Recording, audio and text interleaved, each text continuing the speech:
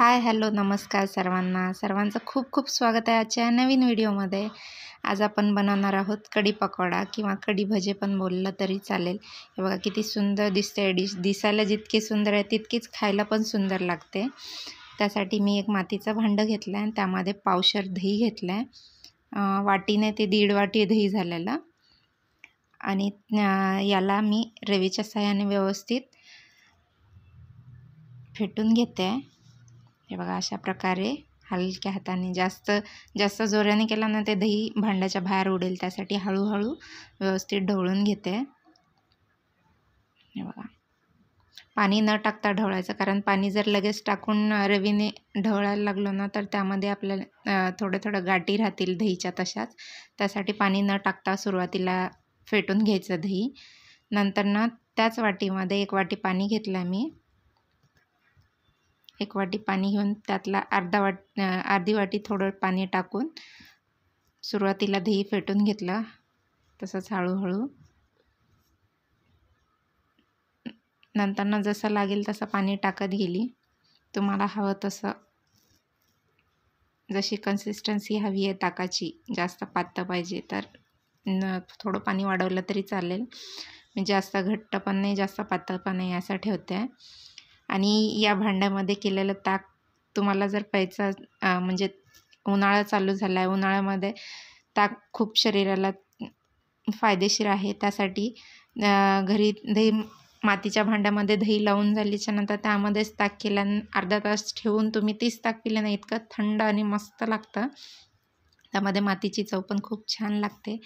त्यासाठी पारंपरिक पद्धतीने मातीच्या मडक्यातच दही लावा किंवा ताक पण त्यातच करून प्या, खूप छान लागतं। हे आपल्या पारंपरिक पद्धतीनेच ताक करणं चालू आहे माझं। तुमच्याकडे असेल ते भांडं वापरून तुम्ही ताक करू शकता। हे बघा मी ताक माझं तयार आहे आणि मला हवी तेवढी कन्सिस्टन्सी ठेवली आहे मी ताकाची। आता पकोडे करण्यासाठी 1 वाटी बेसन घेतलं आहे।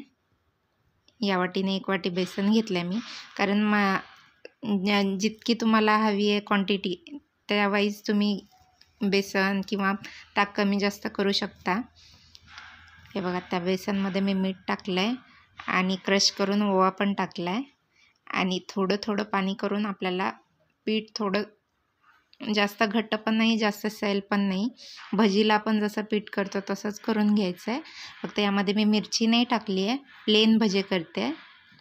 हे बघा अशा प्रकारे व्यवस्थित फेटून घेते आहे बेसन पीठ आपलं, गाठी न होऊ देता। माझी क्वांटिटी कमी आहे त्यामुळे मी बेसन पीठ पण कमी घेतलं आहे। जर तुम्हाला जास्त प्रमाणात कढी पकोडा करायचा असेल तर तुम्ही बेसन पीठ जास्त प्रमाणात घेऊ शकता। हे बघा आणि आज खूप दिवसांनी इतकं मस्त जेवण झालं ना, दुपारी भात आणि कढी पकोडा इतकं सुंदर लागला ना की पोटच भरून गेलं, खूप छान लागतं हे।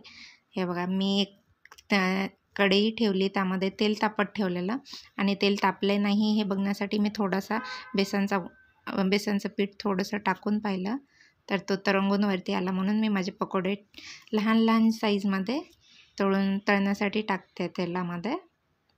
हे बघा अशा प्रकारे सर्वच गोळे टाकून घ्यायचे आहेत बेसनचे आपल्याला,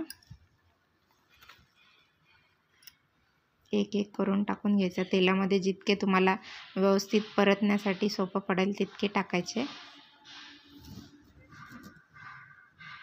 हे बघा अशा प्रकारे सर्व गोळे सोडून घेतल्याच्या नंतर ना त्याला आपल्याला एका झाऱ्याच्या साहाय्याने व्यवस्थित आलटी-पलटी करून तळून घ्यायचं आहे।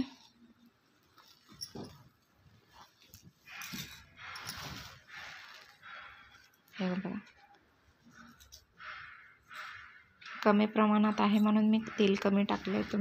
तुम्ही जास्त प्रमाणात करणार असाल पकोडे तर तेलही जास्त घेऊ शकता। हे बघा व्यवस्थित असं झाऱ्याच्या साहाय्याने व्यवस्थित परतून घ्यायचं आहे आणि गॅस मंदच ठेवायचा आहे, फास्ट गॅसवरती। आतमध्ये पीठ कच्ची राहण्याची शक्यता असते, त्यासाठी गॅस हा मंद किंवा मीडियम फ्लेमवरती जरी ठेवला तरी चालते। खूप मोठा गॅस नाही ठेवायचा, बारीक गॅसवरच आपल्याला भजी तळून घ्यायची आहे ती। बघा अशा प्रकारे व्यवस्थित सर्व भजी आलटी पलटी करून परतून घ्यायच्यात. लालसर रंग येऊपर्यंत तळून घ्यायच्यात आपल्याला.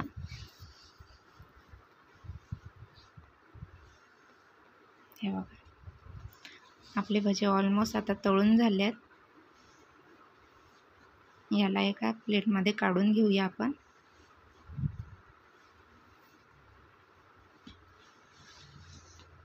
बघा अशा प्रकारे मी सर्वच भजी काढून घेते एका प्लेटमध्ये.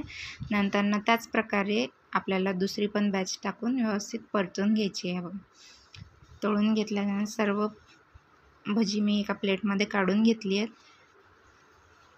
आणि जी भजी तळण्यासाठी ठेवलेली कढई होती ती ऑलरेडी त्याच्यात तेल होतं, ते तेल जास्तीच होतं म्हणून मी काढून घेतलं आणि त्यामध्ये एक पळी तेल ठेवलं आणि त्यामध्ये मोहरी टाकली, चिमूटभर हिंग टाकलं.